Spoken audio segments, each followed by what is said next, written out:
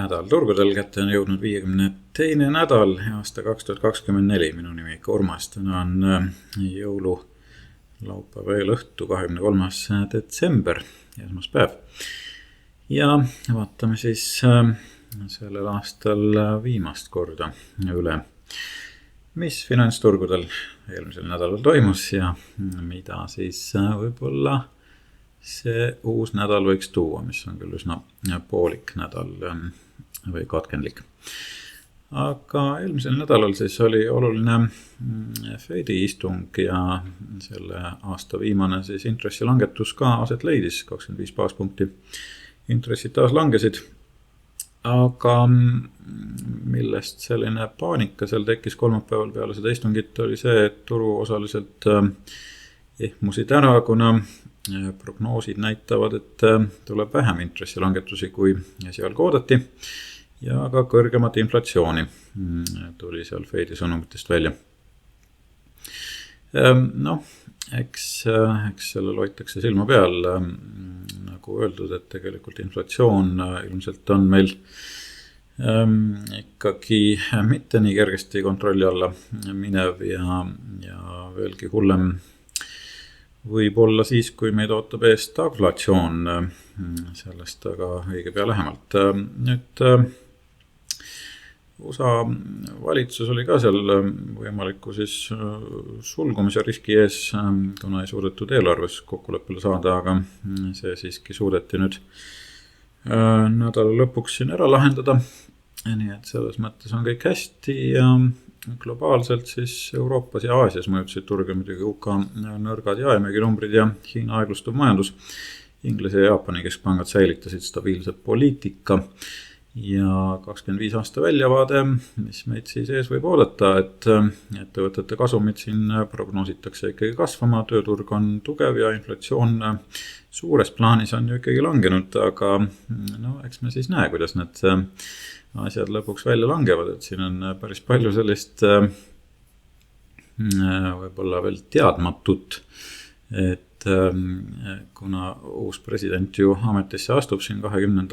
jaanuaril, et siis teatavasti on sealt tulemas ilmselt tariifid, ehk siis tollimaksud ja siis ka võimalik massiline immigrantide väljasaatmine, mis ka omakorda jällegi tööturgu ja üldse majandust väga palju mõjutab. Loomulikult maksud peaksid ju langema, selles mõttes see on nagu positiivne, vähemasti Trumpi kava järgi. Aga siin on palju sellist veel teadmatut või ettearvamatut, mis võib siis järgmise aasta väljavaateid väga kõvasti muuta. Ja tuleb siin siis kõigest sellest nüüd üle hüpata või laveerida kuidagi, et ega see lihtne ei saa olema. Aga kui me vaatame statistikat, et siis sellise presidendi valimiste tsükli esimene aasta on suhteliselt ikkagi positiivne olnud siin läbi ajaloo. Et pigem niisugune kerge tõusuaasta, mitte muidugi nii ilus kui võib-olla kolmas ja neljas, aga siiski suhteliselt positiivne suures plaanis. Loomulikult siin võib tulla ka midagi etteaimamatut, mis võib olla mingi mustaluige sündmus või midagi muud. Et see võib siis seda pilti muidugi muuta, aga suures plaanis on siiski võib-olla väljavaated päris ilusad. Ja selline sesoonne tsükkel ka, et kui siin nüüd seda vaadata, jällegi päris ilus selline muster siit välja kujuneb, et võib-olla siin esimene selline ohukoht on siis kuskil seal veebruari teine pool märts ja siis loomulikult ka sügis on tihti peale, ehk siis august-september on sellised nõrgemad kuud sesoonselt, et seda siis see muster siin ka peegeldab suures plaanis. Nii, aga mina tuletan teile taas meelde, et järgmisel aastal saame koos kõik õppima hakata kauplemise aluseid ja finantsturgude analüüsi, et selleks, et mitte õigeid võimalusi maha magada, siis tule ja õpi koos minuga. See koolitus algab meil siis 2. veebruaril ja tegemist on siis 7-nädalase või 7-tunnise, iga nädal üks tund koolitusega ja seal me siis kajastame ka muu hulgas finantsastroloogiat ja ka tsükli analüüsi. Ja nüüd lisaks sellele on mul just välja tulnud ka oma indikaatorsüsteem, mida ma kutsun siis Cycle Momentum Systemiks. See süsteem nüüd, räägin sellest paari sõnaga lähemalt, mis asi see on. Et see on siis põhimõtteliselt indikaatorite süsteem, mis on prognoosiv ja selline sujuv momentumpõhine tööriist, mis pakub siis võimalikult varajasi signaale uute ja olevate trendide leidmiseks. Et need signaalid kipuvad olema siis stabiilsed ja üsna usaldusväärsed. Loomulikult ükski süsteem ei ole 100%, aga siiski suhteliselt hästi ta neid püüab. Ja ka üsna varakult need trendi alguses siis välja tulevad.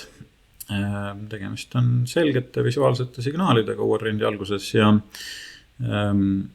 selline ideaalne süsteem siis suurte turuliikumiste tuvastamiseks ja seda just varajases trendi faasis. Ja need signaalid ei muutu, ehk siis neid ei reprindita või ei kuvata uuesti, nad jäävad sinna, kus nad siis tekkisid. Ja siin on siis graafikul näha näiteks Nvidia nädalane hinnagraafik. Me näeme, et see signaal uue trendi alguseks siis tekkis siin 2023. aasta alguses ja see trend on püsinud tänaseni sisuliselt muutumatuna, nii et see lihtsalt üks näide. Aga kuidas seda indikaatorit siis kasutada, et ta koosneb siin 4 komponendist ja neid saab kasutada nii koos kui ka eraldi ja indikaator sobib enamikele aktsiatele ja futuuridele ja toimib ka kõikidel ajaraamidel. Siiski peab mainima, et parimad tulemused saavutame siiski pikemaajalistel ajaraamidel, eriti siis just nädalasel graafikul, mis sobib hästi swing või positsiooni kauplemiseks ja siin on siis ka need signaalid stabiilsemad. Kuidas neid siis lugeda, et tuleb siis kõigepealt vaadata trendi indikaatorit. Kui seal tuleb trendi muutus, siis ootame signaali CMS-i siis signaalide kaudu ja sisenemiseks siis ostu puhul siseneme üle ostusignaali küünla ja müügi puhul siis või lühikeseks müügi puhul siseneme alla müügisignaali küünla. Ja mõned näited siin veel lisaks, et näiteks Mastercard, mis on siis päevane graafik ja uus trend sai siit alguse augusti alguses ja teine signaal tuli augusti keskpaigas ja see trend on siiamaani siis püsinud. BBWI, näiteks päevane graafik, et siingi alles tuli siis signaal novembris ja ilus momentum liikumine sellele ka järgnes. Lisaks siis Take-Two näiteks, mis oli ka üsnagi hiljutine päevane graafik siin, oktoobris tuli signaal ja väga ilus momentum liikumine järgi. Ja HubSpot, mis on siis HubSpot, jällegi siin päris mitu signaali septembri lõpus ja oktoobris ja sellele järgnes ilus liikumine. Ja siis Primerica, siin on nädalane graafik ja see trend sai alguse juba 22 aasta sügisel läbi nende 2 signaalisid. Ja trend püsib tänaseni siis muutumatuna. Ja Costco näiteks, mis on siis leidnud siin signaali siis suve alguses 2023 ja jällegi väga ilus liikumine sellele järgnes.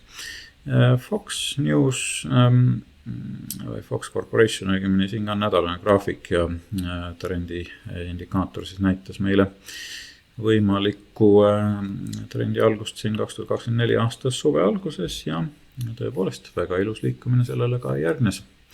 Lululemon on üks nüüd siin hiljutisi näiteks, mis on just ilusa signaali andnud ja trendi muutust siit ka näitab. Eelmine signaal, mis oli siis allapoole 24 aasta kevadel, siis ka see viitas päris ilusale liikumise jätkumisele.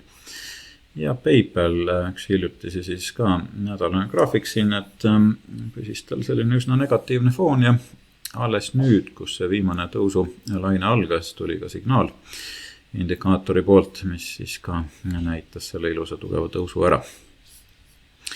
ja Palantir loomulikult üks viimaseid, et siit on siis näha, kui varakult tegelikult signaal juba aset leidis. Tegelikult siis see nii-öelda action signaal meil siin oli 23 aasta suvel ja sealt edasi me juba teame, mis siin toimus. Ja Meta samuti väga varakult, siin oli lausa mitu signaali tulistas indikaator välja ja sellelegi järgnes väga ilus pikk kasvutrend. Et selline indikaator siis välja pakkuda ja CMS töötab praegu TradingView platvormil ja see on saadaval turutrendide Patreoni kaudu. Turukuru tasemele siis hinnaga 15 € pluss käibemaks ehk siis 18.30 igas kalendrikuus ja muidugi selle tasemega käivad kaasas ka kõik muud turutrendi liikmehüved nagu varajane ligipääs, eksklusiivne ligipääs siis aktsiaanalüüsidele ja turuprognoosidele ja ka eripakkumised. Ja lisaks uuest aastast siis korra kuus hakkan tegema ka live ehk siis otseülekandeid, nii et igal juhul tasub siis liituda ka selle turukuru tasemega, mis nüüd on siis välja pakutud. Ja lisaks, kui ei soovi, siis Patreoniga liituda, siis on võimalik see CMS-süsteem osta endale hinnaga 399 € pluss käibemaks, mis praegu kehtiva käibemaksu juures on 486,78 ja siis saab selle endale soetada igaveseks või nii kaua, kui need süsteemid siin siis püsivad, eks ole. Et ja see hind lisaks nüüd praegu sisaldab ka siis veebruaris algava koolituse hinda, mis tuleb selle paketiga siis täitsa tasuta kaasa ja täiendavalt saad siis 9 aastaks ligipääsu siis turutrendide tasemele ka.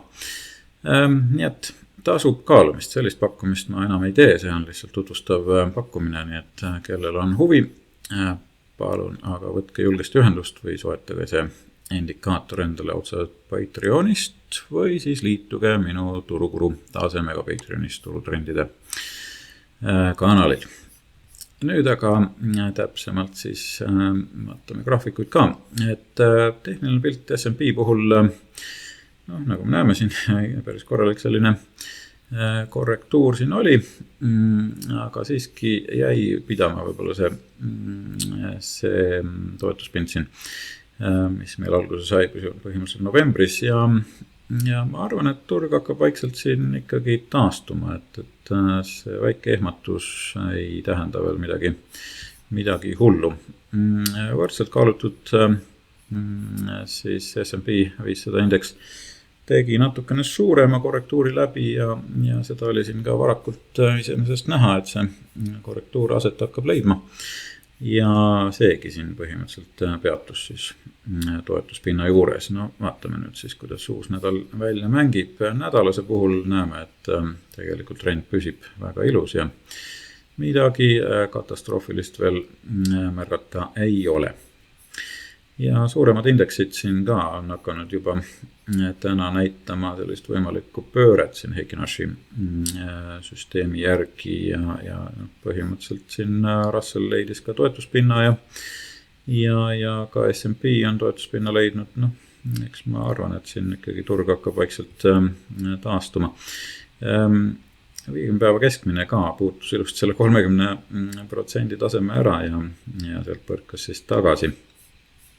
200 päeva keskmine tuli küll natukene allapoole, kui ta siin terve aasta jooksul on olnud, et kas see on nüüd ohumärgiks, eks me siis jälgime hoolega, mis siit välja hakkab paistma.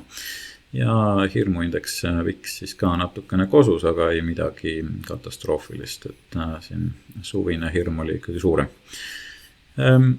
Ja sektorite poolest, kõik on siin punases nädala jooksul, aga siiski võib-olla kõige paremini pidasid vastu siin tervishoid ja kommunaalteenused, aga endiselt püsivad siis väga tugeval positsioonil tehnoloogia, finants ja kommunikatsioon, et need on need põhitegelased ja ka muidugi XLY, mis on siis tarbijakaubad. Insiderite koha pealt aktiivsus on kahanenud, loomulikult siin aasta lõpp ka käes enam vähem, et enam väga midagi erilist ei toimu, küll aga siin võib-olla Berkshire on natukene jätkanud ostmist, jätkab ta siis Occidental Petroleumi ostmist ja mis veel jäi silma, Verisign näiteks, et see on ka üks aktsia võib-olla, mida tasub jälgimisele võtta, et praegu ta küll on suhteliselt sellises kehvas positsioonis, aga sellegipoolest ettevõte on väga tugev ja alahinnatud ka, et on ilusti kasumi kasvu siin näitamas ja hind võiks ikkagi sellega lõpuks ikkagi võrdsustuda, nii et eks siit siis Berkshire'i huvi võib-olla välja paistab, et hoiame silma peal, vaatame, mis see hind siit edasi teeb. Nüüd sesoonselt selle me update'ime ka õige pea ära, aga aasta lõpus jah, nagu me teame, siis siin on väikene korrektuuri koht nagunii sees. Ja statistika uueks nädalaks näitab, et see võiks olla ikkagi pigem positiivne nädal tõusu poole, vähemasti statistika seda kinnitab ja meil on ilus ka korrelatsioon ajaloolise statistikaga tagasi tekkinud, nii et see on õiges suunas liikumas. Astrokalender, mis me siit näeme, iseenesest on siin natukene pingeid sees nädala jooksul, aga vaatame siis, kuhu see välja mängib, et see majandustsükli võib-olla pinge saab nüüd lahenduse homme jõululaupäeval ja edasi võib-olla lähevad asjad siis väheke juba soodsamaks meile. Eelmise nädala prognoos oli suures plaanis paika pidav, et trend oli õige, pöördepunktid ka enam õiged, aga võib-olla näite nii täpne, kui oleks ehk soovinud, et natuke ma seda mudisin ja saavutasin siis sellise tulemuse hilisemalt, aga vaatame, kuidas siis uus nädal välja mängib. Eelmise nädala kulla prognoos oli küll väga täpne, et see kattus siis peaaegu ideaalselt siin hinnaliikumisega. Mida uuelt nädalalt oodata? Ega siin väga palju ei toimu, et homme on poolik päev ja kolmapäeval on turud suletud, jõulupüha. Ja võib-olla majandusaruannetest või üldse makro poole pealt on siin tarbija kindlustunde indeks, uute kodude müük tulemas, kestvuskaupade tellimused ja esialgsete töötute abiraha taotlused ka sealt tulemas, mitte midagi muud erilist siin praegu silma ei hakka. Vaatanud graafikud ka ja pöördepunkte, et S&P puhul on meil siis järgmine pöördepunkt ongi täna tegelikult, siis järgmine sealt edasi on neljapäev 26 peale jõulupühi ja sealt edasi juba 2. jaanuar, nii et hoiame nendel päevadel ka silma peal. Ja kulla puhul siis, mida me siit näeme, kuld on endiselt korrigeerumas hetkeseisuga, et ei ole pilt siiski ilus, et siin on üsna tugev vastupanu tekkinud, kas see nüüd tähendab, et kulla kasvutrend on läbi saanud? Võib-olla päris mitte nii drastiline ei ole see pilt veel, aga siiski praegu tõmbab hinge. Ja Tallinna börs on samuti siit peale seda äkilist tõusu nädal 2 tagasi, et siis on ta nüüd hakanud siit jällegi taanduma, et nagu ma arvasin, et siit suuremat sellist tõusu ei järgne. Ja mis veel võiks ära mainida suurte poolest siin, Apple on teinud ajalugu jälle, et väga ilusti kasvutrendis, Amazon samuti vägagi positiivne endiselt, Google ka ilusti positiivses foonis, Meta on natukene hakanud järgi andma, aga siiski püsib veel positiivses trendis, Microsoft sama lugu, Nvidia on võib-olla üks kehvemaid praegu, mis silma jääb, olgugi, et ta on nüüd siin hakanud vaikselt jällegi taastuma. Netflix püsib ka tugevana, Tesla samuti, Palantir väga ilus tõus, Zscaler on hakanud korrigeeruma, et sellega on siin uus negatiivne trend kaasnemas, PayPal püsib tugev, aga korrigeerub ja Lululemon. Võib-olla, et siin selline lipukujutis isegi tekkinud, et võib-olla tuleb uus impulss veel ülespoole, et ta on ilusas tõusutrendis siiski. Ja just sellised seisud siis siin pühade eel. Nüüd järgmisel nädalal me ei kohtu, ma jätan selle nädala vahele. Kohtume alles siis 6. jaanuaril ja sedapuhku võib-olla siin vahepeale veel tuleb üks aasta ülevaade, et hoidke seal ka silma peal, aga praeguseks soovin teile siis rahulikku jõuluaega, olgugi et see on üsna must või maa on must õigemini, aga siiski nautige siis lähedaste seltskonda ja sööki-jooki ka ja ärge siis üle pingutage ja kena vana aasta lõppu samuti. Kohtume siis juba uuel aastal. Kõike ilusat teile!